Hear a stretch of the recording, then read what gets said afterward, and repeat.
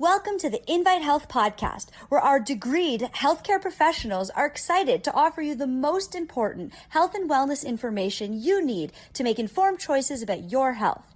You can learn more about the products discussed in each of these episodes and all that Invite Health has to offer at www.invitehealth.com/podcast. First-time customers can use promo code podcast at checkout for an additional 15% off your first purchase. Let's get started.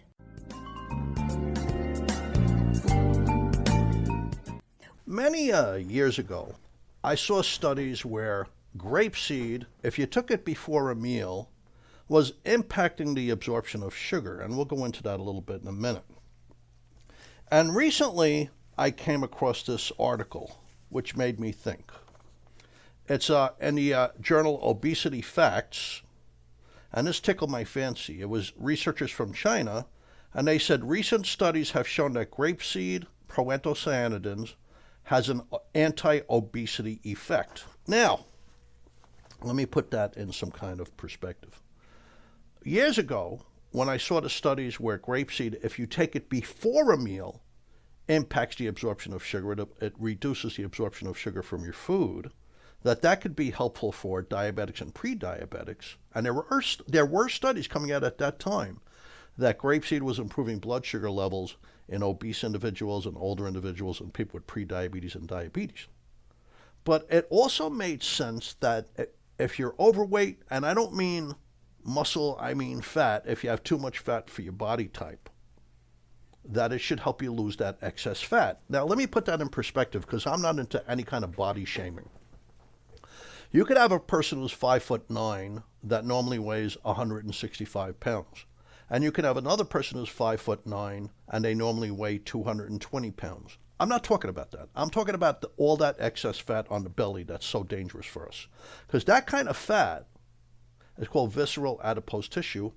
It gets into the heart. It causes epicardial and pericardial fat that inflames the heart. That's dangerous. It gets into the lungs a little bit. It gets into the kidneys a little bit. But it also could destroy your liver. You could wind up with fatty liver disease. So that fat is what I'm talking about. That's nasty stuff. So I want to do this episode looking at, is there a possibility that grapeseed can help people lose some excess fat, if you use it appropriately. So welcome to our episode, Grapeseed and Weight Loss. Thank you for tuning into the Invite Health Podcast. You can find all of our episodes for free wherever you listen to podcasts or by visiting invitehealth.com/podcast. Please make sure you subscribe and please leave us a review.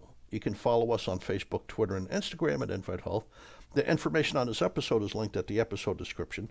So let me describe who I am. My name is Jerry Hickey. I'm a nutritional pharmacist. I'm also the senior scientific officer over here at Invite Health. So let's get into some of the data. This is a little bit of a comical study. It's from Spain. And there's a lot of great research coming out of Spain. That's not what I mean. It's in the journal Molecular Nutrition and Food Research. But what they did, they started feeding rats cafeteria food. And their blood sugar was going up, their cholesterol was going up, their triglycerides were going up, and they were gaining weight. So if they gave them high-dose grapeseed extract, it affected their food intake.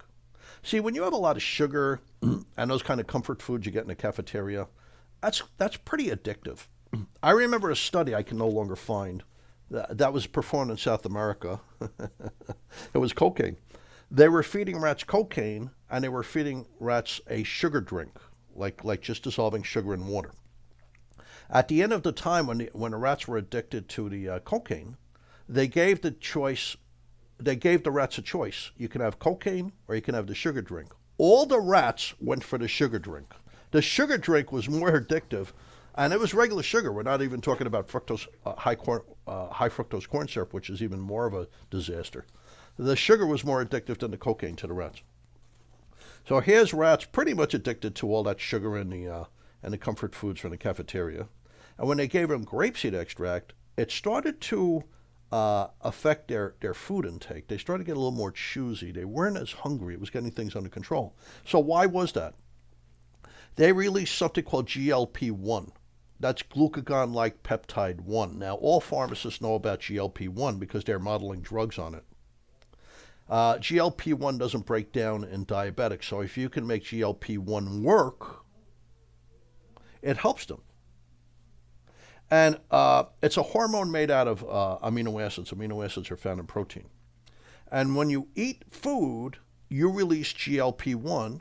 We call it an incretin, I-N-C-R-E-T-I-N. It lowers your blood sugar. But it also helps contain your appetite. And the research on GLP-1, it's a target for diabetes because they're making drugs that are very successful in treating diabetes if they're GLP-1 type drugs. It leads to weight loss.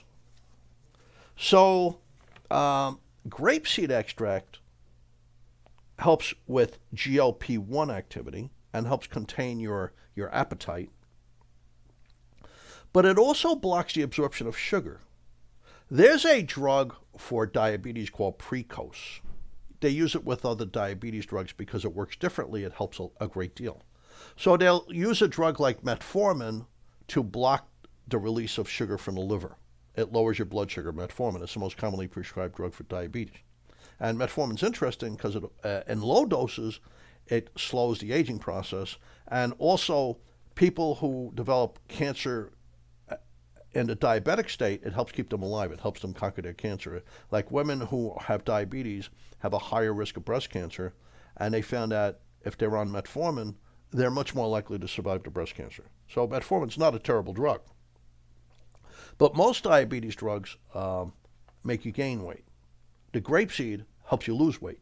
By affecting GLP-1, it helps you lose weight. But it also blocks the absorption of sugar. So that's where the drug Precose comes in.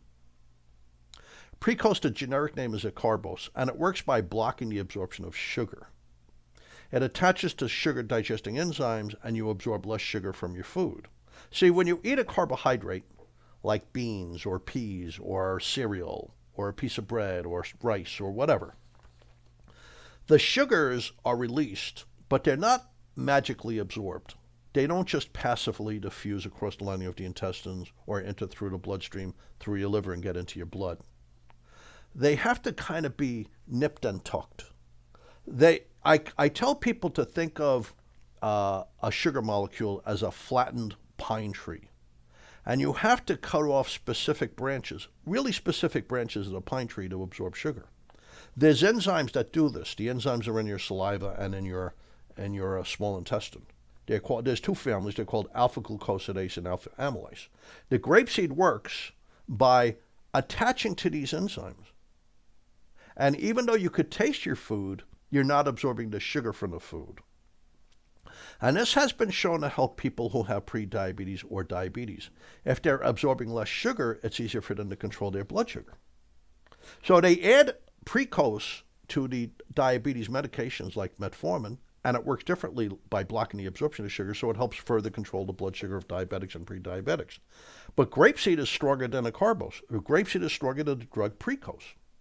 Precose, the generic name is acarbose. It's in the Journal of Agricultural Food Chemistry. It's Oregon State University, the Linus Pauling Institute. I was lucky enough to have a couple of conversations with Linus Pauling.